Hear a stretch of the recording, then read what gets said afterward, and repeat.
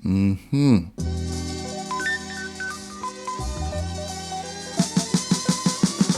we're making falafel, which is a really popular dish in Middle Eastern cuisine and is one of my personal favorites. So a lot of the ingredients that's used to make this in a traditional way are ingredients that can be found right here in our local cuisine. So it's a really nice way of using ingredients that's familiar to us to make something that may not be that familiar. And there are a few restaurants here in Trinidad and Tobago that make really nice falafel. But you know, with me, as with most things, the best falafel you'll have is the one that you could make yourself. So that's what we're doing today. We're making some really nice homemade falafel.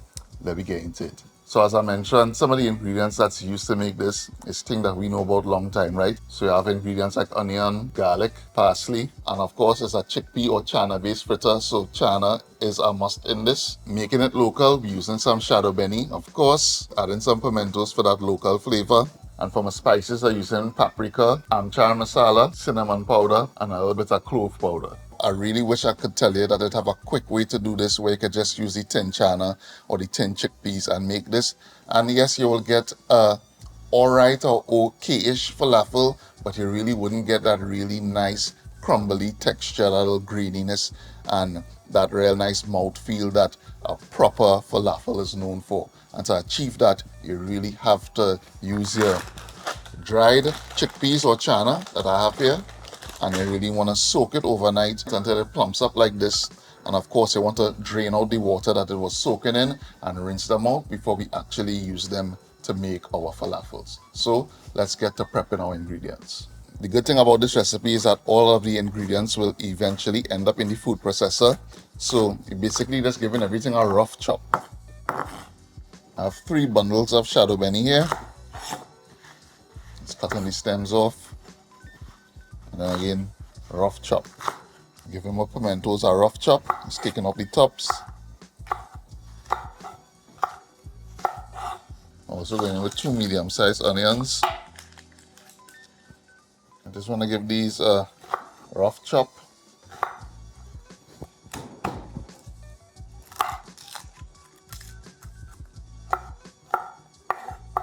Alright, so I have my ingredients prepped here. So into the food processor they go.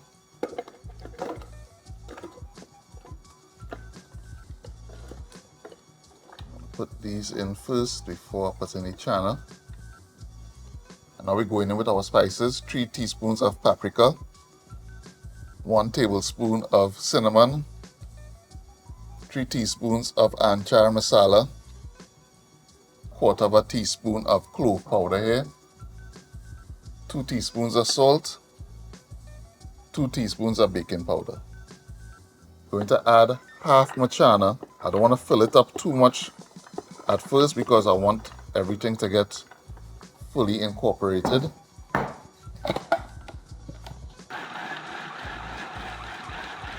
At this point I want to scrape the sides down into the food processor.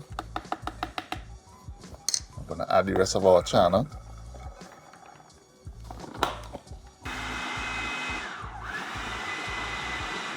And if you could smell this, you would definitely know that we are on our way to some very delicious falafel because it is very fragrant, very aromatic. Done smelling good already. Scrape it down.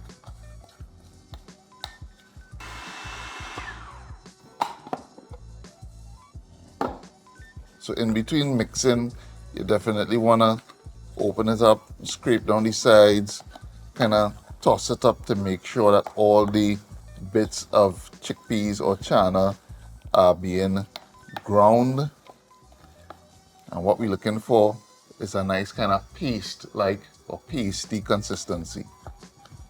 The aroma coming from this is really amazing. Like the whole kitchen smelling like a Middle Eastern restaurant right now. So I know we're heading in the right direction here. The last ingredient I want to add to the mix is some sesame seeds. So I'm going in with about 2 tablespoons. And that's going to add some nice texture as well as additional flavor to our falafel. But this is definitely totally optional. You can omit this if you want. So now you might be tempted to want to fry these off one time. I would suggest to you that you leave this to kusume for at least 1 hour. The longer that you leave these flavors to combine and to get acquainted with each other, is the more flavorful your falafel will be. So resist the urge to make them one time, cover them, put them in the fridge, let them sit down for an hour, and then come back to it, and then you could prepare them. Okay, so I let my falafel mixture rest for a little under an hour because I was washing up wares and that kind of thing, and just, resetting to start back shooting.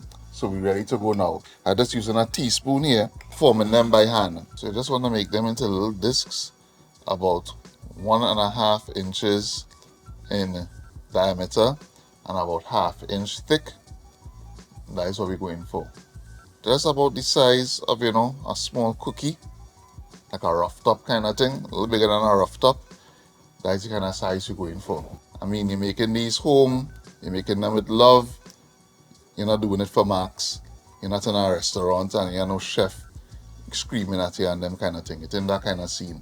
Alright, so I have my batch of falafels ready to go here, and judging from the amount of mixture that I have left, I could get at least 2 more of these trayfuls from this mixture. So this recipe will give you at least 60 falafels, and that's a lot of falafel. And I mean, 60 falafel is a lot of falafel for one person. So this is definitely a recipe you could make for the family and have several meals from them, because in addition to it being just a great snack, it's definitely something that you can add to your salads. You can make nice sandwiches with it as well. It's a real versatile delicacy. So enough talk, let me get to frying these off. I'm just going to fry these off 4 at a time. And ideally, I guess you could deep fry these, but I not all our oil to waste. So I just using my technique of just kind of bathing the top with oil, and that way the bottom side getting cooked, the top side getting cooked. You not to worry about using a whole set of oil to deep fry this. And after about 1 minute, you can go in and flip them.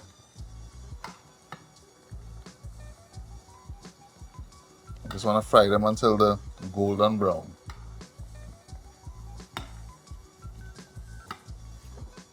So in total, these would fry for about 2 minutes until they're nice and brown, and I'm just placing them on a wire rack to drain.